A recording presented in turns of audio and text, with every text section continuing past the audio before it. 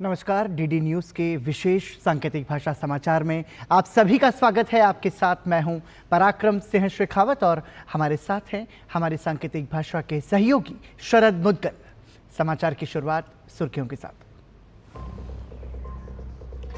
दिल्ली में अवैध रूप से रह रहे 10 बांग्लादेशी नागरिकों को पुलिस ने लिया हिरासत में। विदेशी क्षेत्रीय पंजीकरण कार्यालय की सहायता से निर्वासन की कार्रवाई शुरू।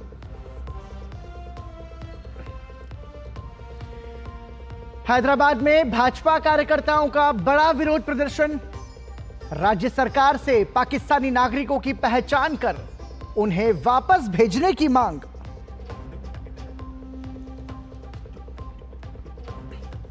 वायुसेना प्रमुख अमरप्रीत सिंह ने प्रधानमंत्री नरेंद्र मोदी से की मुलाकात। प्रधानमंत्री आवास पर हुई बैठक।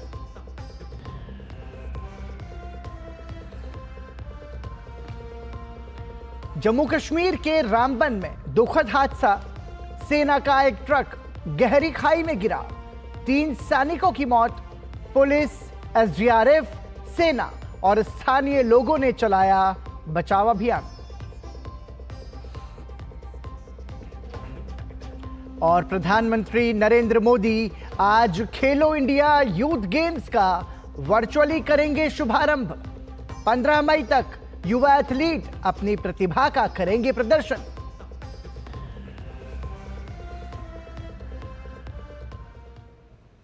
और सुर्खियों के बाद खबरों पर नजर विस्तार से।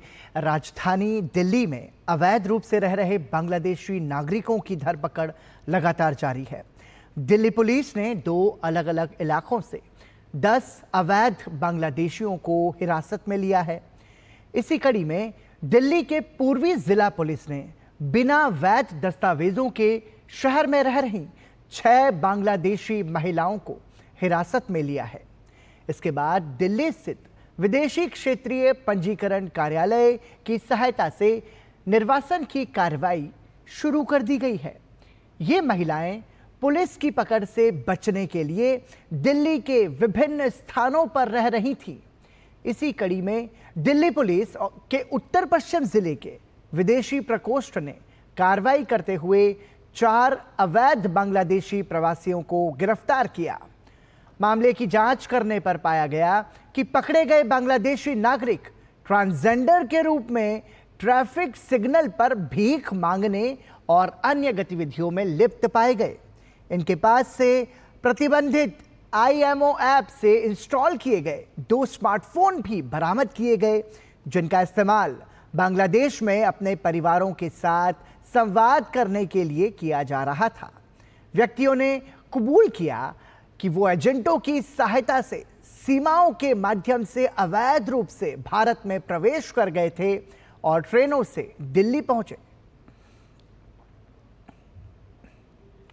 भारत नेपाल सीमा क्षेत्र में अवैध रूप से संचालित गैर मान्यता प्राप्त मदरसों पर प्रशासन की कार्रवाई लगातार जारी है। महाराजगंज जनपद के बॉर्डर क्षेत्र से 15 किलोमीटर की परिधि में आने वाले अवैध मदरसों को चिन्हित किया।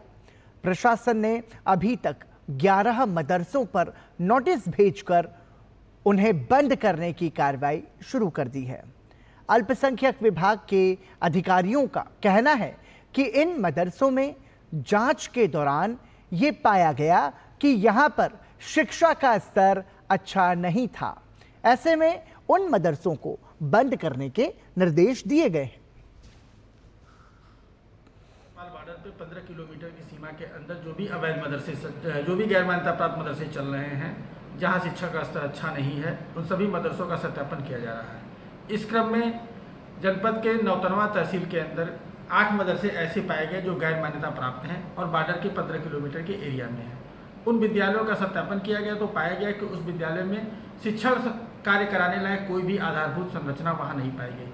न तो सैंपट पाया गया, न तो डेस्क बेंच पाया गया, न तो योग्यताधारी टीचर पाया गया। ऐसे सभी मदरसे के प्रबंधकों को निर्देशित किया गया कि उसमें जो बच्चे पढ़ रहे हैं उन बच्चों को बेसिक शिक्षा के मान्यता प्राप्त विद्यालय या मान्यता प्राप्त मदरसे में उनका एडमिशन कराएं और ये इन मदरसों को तत्काल प्रभाव से बंद करना सुनिश्चित करें।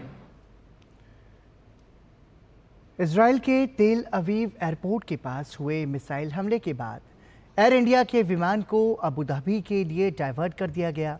ये फ्लाइट राष्ट्रीय राजधानी दिल्ली से तेल अवीव जा रही थी। दरअसल फ्लाइट AI 139 बोइंग 787 फ्लाइट अपने गंतव्य की ओर बढ़ रही थी, तभी अचानक निर्धारित लैंडिंग से लगभग 1 घंटे पहले ये घटना घटी।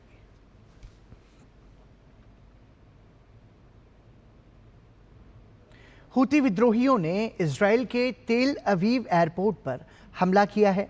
हुतियों की तरफ से बैलिस्टिक मिसाइल से यह हमला किया गया। हालांकि इस हमले में किसी के भी हताहत होने की कोई सूचना नहीं है। इजरायली सेना ने मिसाइल को रोकने की पूरी कोशिश की, लेकिन वो नाकाम रही।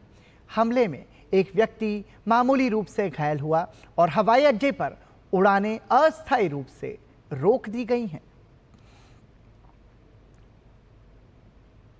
वायुसेना प्रमुख अमरप्रीत सिंह ने आज प्रधानमंत्री नरेंद्र मोदी से मुलाकात की।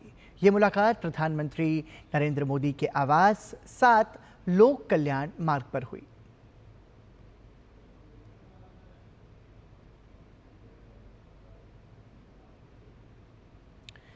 भाजपा के राष्ट्रीय महासचिव तरुण चुघ ने भारत द्वारा पाकिस्तान से सभी आयात पर प्रतिबंध लगाए जाने का स्वागत किया है। उन्होंने कहा है कि पाकिस्तान से सभी तरह के आयात पर प्रतिबंध सरकार का कूटनीतिक हमला है जो स्वागत योग्य है। जो आतंक फैलाएगा वो भारत के बाजार में जगह नहीं पाएगा। यह निर्णय केवल व्यापारिक ही नहीं बल्कि कूटनीतिक भी है। हमारा देश केवल जवाब नहीं देता बल्कि कार्रवाई भी करता है और ये स्वागत योग्य कदम है। कांग्रेस पर देश के हितों को सालों से अनदेखा करने का आरोप लगाते हुए उन्होंने कहा कि कांग्रेस की सरकारों ने दशकों तक पाकिस्तान के आगे नरम रुख अपनाया है, लेकिन ये प्रधानमंत्री नरेंद्र मोदी का शासन है। आतंक के मददगारों से ना तो व्यापार होगा और ना ही व्यवहार।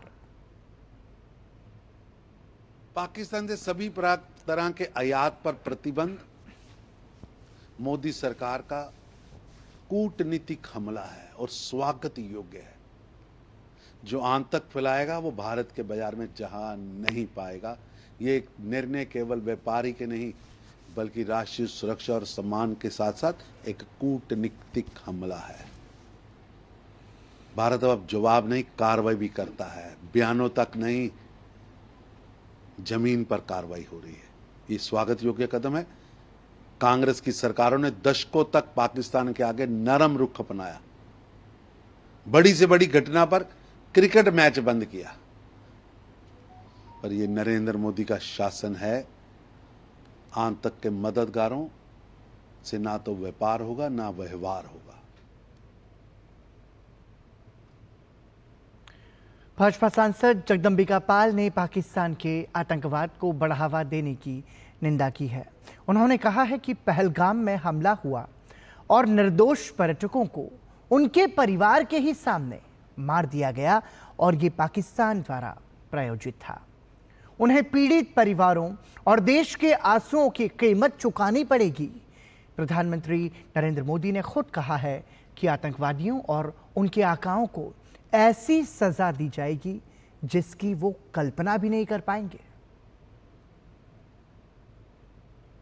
कि पहलगाम की घटना हुई है और हमारे निर्दोष पर्यटकों की हत्या उनके बच्चों और उनकी पत्नियों के सामने हुआ है। इस आतंकवाद की घटनाओं में स्पष्ट हो गया है कि ISI और सीमा पार के उस पाकिस्तान की आर्मी आसिफ मुनीर के जो उनके सेना अध्यक्ष हैं उनके उकसावे पे और उन लोगों के स्पॉन्सर्ड किलिंग्स हुई हैं और इस पे निश्चित तौर से उन पीड़ित परिवार के और पूरा देश जो आक्रोशित है उनके आंसुओं का हिसाब उनको चुकाना पड़ेगा। पहलगाम आतंकवादी हमले के 13वें दिन आज लाल चौक पर देश के अलग अलग हिस्सों से आए लोगों ने इस आतंकवादी हमले में मारे गए लोगों की आत्मा की शांति के लिए हवन और पूजन किया। सनातन परंपरा में त्रयोदशी संस्कार के तहत हवन और पूजन का विशेष महत्व है।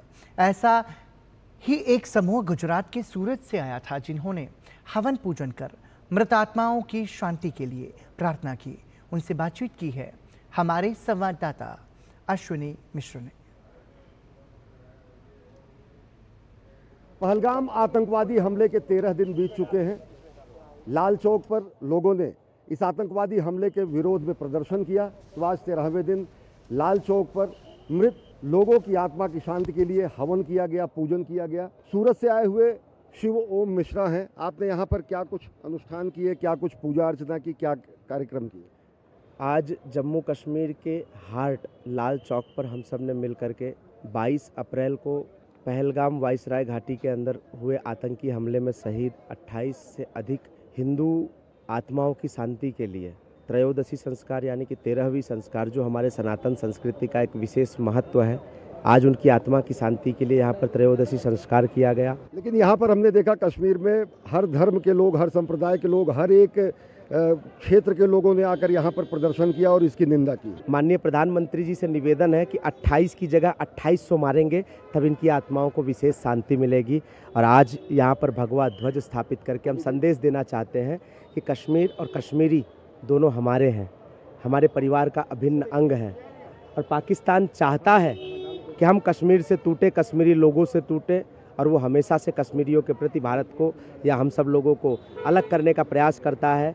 परंतु भारत सरकार इसे टूरिज्म इंडस्ट्री बना करके और मजबूत बनाना चाहती है, और यही फ़र्क हम में और पाकिस्तान के अंदर है। शहीद हुए हैं, उनकी शांति के लिए यहाँ पे पूजा पाठ करने आए और एक अच्छा मैसेज देना चाहते हैं यहाँ आके कि यहाँ पे एक अमन बना रहे। मैसेज यही देना चाहती हूँ कि आप सब यहाँ आइए, यहाँ के ट्रैवल टूरिज्म को बढ़ावा दीजिए। यहाँ के लोगों का जो आप सब एक कमाई का जरिया है, वो प्लीज़ बने रहिए। यही खाली एक संदेश है कि यहाँ पर जो भी मृत आत्मा है, उनकी आत्मा की शांति हो और कश्मीर फिर से सुखमय, स्वच्छ और हमेशा टूरिस्ट से भरा, क्योंकि परेशानी सबके लिए है। तो ये यहाँ से एक वो किया गया आह्वान कि अब यहाँ कभी ऐसी जघन्य हत्या या कोई भी आतंकवादी गतिविधि न हो। तो आप देख सकते हैं कि पहलगाम में हुए आतंकवादी हमले में मारे गए लोगों की शांति के लिए प्रार्थना किया गया।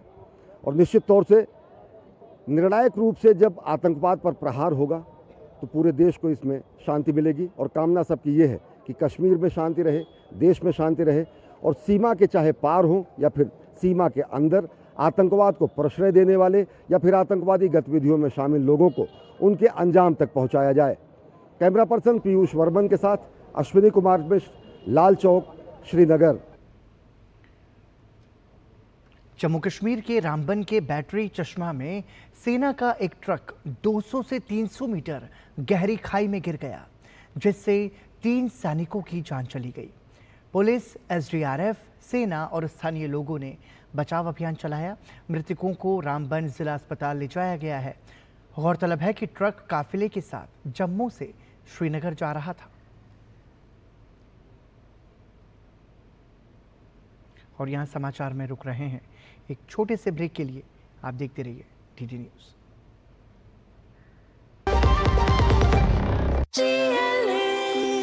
जो लक्ष्य चुना था समझ आने लगा है। जीएलए यूनिवर्सिटी, उच्च लक्ष्य की निश्चित प्राप्ति। जब धरती चीर कर निकलता है लोहे का पत्थर और मिलता है मोंगिया के जोश से, फिर तपता है, पिघलता है और बनता है फौलाद। अब होता है सरिया सारी खूबियों के साथ। मोंगिया स्टील, मजबूत देश का मजबूत सरिया। ब्रेक के बाद एक बार फिर आपका स्वागत। आप देख रहे हैं सांकेतिक भाषा समाचार। पहलगाम में निर्दोष पर्यटकों पर आतंकी हमले को लेकर देश में गुस्सा शांत होने का नाम नहीं ले रहा है। भारतीय जनता पार्टी के नेताओं ने हैदराबाद में 4 मीनार पर विरोध प्रदर्शन किया और यहां पर रह रहे पाकिस्तानी नागरिकों को उनके देश वापस भेजने की मांग की। भाजपा नेता टी उमा महेंद्र ने तेलंगाना सरकार और असदुद्दीन ओवैसी से पाकिस्तानियों की पहचान करके उन्हें उनके देश वापस भेजने की मांग की। उन्होंने कहा कि देश के विभिन्न कोनों में आतंकी हमले होते हैं, लेकिन आतंकियों को हैदराबाद से गिरफ्तार किया जाता है। इसका मतलब है कि शहर उनके लिए एक सुरक्षित क्षेत्र है। उन्होंने मांग की कि तेलंगाना सरकार और असदुद्दीन ओवैसी घर घर जाकर पाकिस्तानियों की पहचान करें और उन्हें वापस भेजें। तेलंगाना सरकार से अनुरोध करता हूं, मांग करता हूं, क्योंकि हम देख रहे हैं हैदराबाद में जितने भी आतंकवाद हमले होते हैं, देश में हर कोने कोने में आतंकवाद हमले होते, परंतु वो लोग आकर हैदराबाद से अरेस्ट करके ले जाते। तो यहाँ पे हैदराबाद एक सेफ जोन हो गया उनके लिए। मैं आज असदुद्दीन ओवैसी से, तेलंगाना सरकार से मांग करता हूं कि वो लोग पूरे तेलंगाना में कार्डाउन सर्च का निर्वहन करके घर घर जाकर उन्हें आइडेंटिफाई करें और पाकिस्तानियों को वापस भेजें। और आइए बात करते हैं वेव्स 2025 की।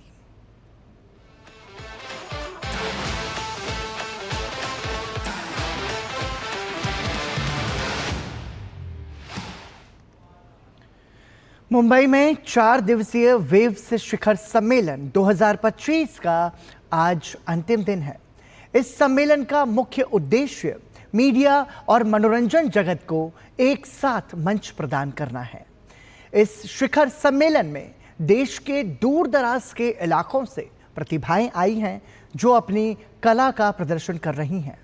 इस मौके पर डीडी न्यूज़ ने creation India championship challenge birds eye view के विजेताओं से बात की। मैं यहाँ आया, यहाँ मुझे नए नए डायरेक्टर, बड़े बड़े लोग मिल रहे हैं। इतने डायरेक्टर कुछ प्रोडक्शन हाउस इंडोनेशिया से आए हैं, कुछ कहीं से आए हैं, तो उनके साथ बात हुई तो बहुत अच्छा लगा। मतलब मुझे इतना बड़ा प्लेटफॉर्म मिला है जो वेव्स ने जो यहाँ पे दिया है, इतनी एरिया जो मुझे मिला है। लाइक लोग पूछ रहे हैं कि आपने यहाँ कितना पे किया है, मतलब इस स्टेज के लिए। हमने कहा ये हमको वेव्स से मिला है हमको। वेव्स 2025 में innovate to educate handheld device में एक से बढ़कर एक इनोवेशन देखने को मिला। इस दौरान प्रतियोगिताओं के विजेताओं से हमारे संवाददाता ने खास बातचीत की। हम यहाँ वेव समिट पे चौथे और आखिरी दिन पर हैं और कई सारे अमेजिंग टैलेंट जो हैं वो सामने आए हुए हैं। ऐसा ही एक चैंपियनशिप था इनोवेट टू एडुकेट, जिसमें बच्चों ने, पार्टिसिपेंट्स ने ऐसे ऐसे डिवाइसेस बनाए हैं, हैंडल डिवाइसेस, जो डी एडिक्शन के लिए खास करके जाना जाता है और साथ ही लर्निंग के लिए जाना जाता है। आप लोगों ने क्या क्रिएट किया है, क्या है आपकी कंपनी का नाम और एक्सपीरियंस कैसा रहा समिट में? हमने एक एडुस्पार्क नाम का डिवाइस बनाया है जो कि बच्चों को उनके कॉग्निटिव स्किल्स डेवलप करने में हेल्प करेगा। Like basic mathematics problem solve करना, पजल सॉल्व करना, पैटर्न रिकग्निशन, मेमोरी रिटेंशन। और इसके अंदर हमने बहुत सारे इंटरेक्टिव गेम्स डाले हैं जिससे कि वो एंगेजिंग बने। हमने एक एलईडी डिवाइस बनाना है जिसमें कि मैथ्स के क्वेश्चंस आएंगे और बच्चा यहाँ पे फिजिक्स के टफ कॉन्सेप्ट को विजुअलाइज भी कर सकता है। जैसे ये प्रोजेक्टाइल है, अलग अलग तरीक़ों से क्या इफेक्ट आएगा। अब ये हमारा डिवाइस रहेगा एलईडी स्क्रीन पर, ओलेड स्क्रीन पर, जिससे कि बच्चों को मोबाइल एडिक्शन हट जाएगा। हमारे लिए ये एक बहुत ही चैलेंजिंग एक्टिविटी थी बिकॉज़ इसका कोई भी हमारे पास प्रोटोटाइप अवेलेबल नहीं है इंडिया में एंड और वर्ल्ड में भी कोई ऐसा ऑप्शन अवेलेबल नहीं है जिसको देखकर इसका इनोवेशन किया जा सके या इसको रिप्लिकेट किया जा सके। सो ये एक लीप सा नया इनोवेट टू एजुकेट हमारे लिए एक चैलेंज था जिसमें बच्चों ने बहुत मेहनत की है। ये 1800 प्लस रजिस्ट्रेशन के बाद 8 टीमें यहाँ खड़ी हैं हमारे सामने, जिनके यूनिक प्रोडक्ट्स जो आप देख पा रहे हैं, हर चीज़ अलग अलग को एड्रेस कर रही है, अलग अलग कंसर्न को एड्रेस कर रही है हमारी कंट्री। इनोवेट टू एडुकेट जो चैलेंज है, जैसा मैम बता भी रही थी, वो उसे एड्रेस भी कर रहा है, साथ ही क्रिएटिविटी को भी सामने ला रहा है, उन्हें प्लेटफॉर्म दे रहा है। कैमरा पर्सन गौरव कागड़ा के साथ श्यामा मिश्रा, डीडी न्यूज़ मुंबई। जम्मू कश्मीर के उपराज्यपाल मनोज सिन्हा ने रविवार को श्रीनगर अंतर्राष्ट्रीय हवाई अड्डे से केंद्र शासित प्रदेश के पहले हज जत्थे को हरी झंडी दिखाकर रवाना किया। उपराज्यपाल मनोज सिन्हा ने इस दौरान यात्रियों से संवाद किया। उन्हें यात्रा के लिए अपनी शुभकामनाएं दी। उन्होंने सभी यात्रियों की सुरक्षित यात्रा और आध्यात्मिक रूप से पूर्ण हज की कामना की। केंद्र शासित प्रदेश जम्मू कश्मीर से इस साल कुल 3,622 हज यात्री हज यात्रा पर रवाना होंगे। इनमें से लगभग 3,132 यात्री श्रीनगर अंतर्राष्ट्रीय हवाई अड्डे से 4 से 15 मई 2025 के बीच संचालित 11 विशेष उड़ानों के माध्यम से सऊदी अरब के लिए रवाना होंगे, जबकि लद्दाख से 242 यात्री हज यात्रा पर जाएंगे। सभी हज यात्रियों का सऊदी अरब के जेद्दा में कॉन्सुलेट जनरल ऑफ इंडिया द्वारा स्वागत किया जाएगा। उपराज्यपाल ने हज यात्रा के सफल संचालन में योगदान देने वाले सभी विभागों, एजेंसियों और अधिकारियों के सहयोग की सराहना की। इस अवसर पर जम्मू कश्मीर के मुख्यमंत्री उमर अब्दुल्ला, अतिरिक्त मुख्य सचिव धीरज गुप्ता सहित सिविल और पुलिस प्रशासन के वरिष्ठ अधिकारी भी उपस्थित रहे। जमीनी स्तर पर युवा प्रतिभा को पहचान देने और राष्ट्रीय और अंतर्राष्ट्रीय स्तर पर उन्हें सामने रखने के मंच खेलो इंडिया यूथ गेम्स का 7वां संस्करण का आगाज आज से होने जा रहा है। प्रधानमंत्री नरेंद्र मोदी आज शाम वर्चुअल संदेश के जरिए इन खेलों का उद्घाटन करेंगे। ये खेल 15 मई तक आयोजित होंगे। यह पहली बार है जब खेलो इंडिया यूथ गेम्स बिहार में आयोजित होंगे। इन खेलों के आयोजन के लिए सभी तैयारियां पूरी हो चुकी हैं। खेलो इंडिया यूथ गेम्स 2025 को लेकर हर ओर उत्साह का माहौल है। बिहार के 5 शहरों सहित दिल्ली में आयोजित होने वाले इस खेल आयोजन को लेकर तैयारी भी लगभग पूरी है। खिलाड़ियों के लिए स्टेडियम में हर तरह की सुविधा से लेकर खेलों से जुड़ी हर जरूरत का ध्यान रखा जा रहा है। पूरी तैयारी हो चुकी है। हमारा माननीय मुख्यमंत्री जी के द्वारा स्वयं हर जगह जाके उसका इंस्पेक्शन भी किया गया है, उनका सुझाव भी दिए गए हैं। तो सारे तैयारी हम लोग सारे विभाग, बिहार सरकार का सारे विभाग मिलके इसका तैयारी किए हुए हैं। बिहार में पहली बार खेलो इंडिया यूथ गेम्स आयोजित हो रहे हैं। इस खेल महाकुंभ में खिलाड़ियों और सपोर्ट स्टाफ सहित लगभग 10,000 लोग शिरकत करेंगे। ऐसे में कोशिश की गई है कि देश भर से बिहार पहुंचे खिलाड़ियों की हर जरूरत का ध्यान रखा जाए। फैसिलिटीज तो यहाँ पे बहुत अच्छा है और अब सेफ्टी भी अच्छी है और अभी तक तो सब कुछ ठीक ठाक ही चल रहा है और मतलब आशा करूँगी आगे भी चलता रहे। अभी तक कोई परेशानी नहीं है हम लोगों को। बहुत सारे वॉलेंटियर्स भी है, बस भी है वहाँ से होटल से यहाँ पे आने के लिए, मतलब कि बहुत ठीक ठाक है सब कुछ। खेलो इंडिया यूथ गेम्स का ये 7वां संस्करण है। खेलों का आयोजन बिहार के 5 शहरों पटना, गया, भागलपुर, बेगूसराय और राजगीर में होगा। वहीं कुछ खेल दिल्ली में भी आयोजित होंगे। खेलो इंडिया यूथ गेम्स का मंच सज चुका है और बिहार तैयार है खेलो इंडिया यूथ गेम्स 2025 की मेजबानी के लिए। पूरे देश भर से 8,500 से अधिक एथलीट यहां अपनी खेल प्रतिभा का प्रदर्शन करेंगे।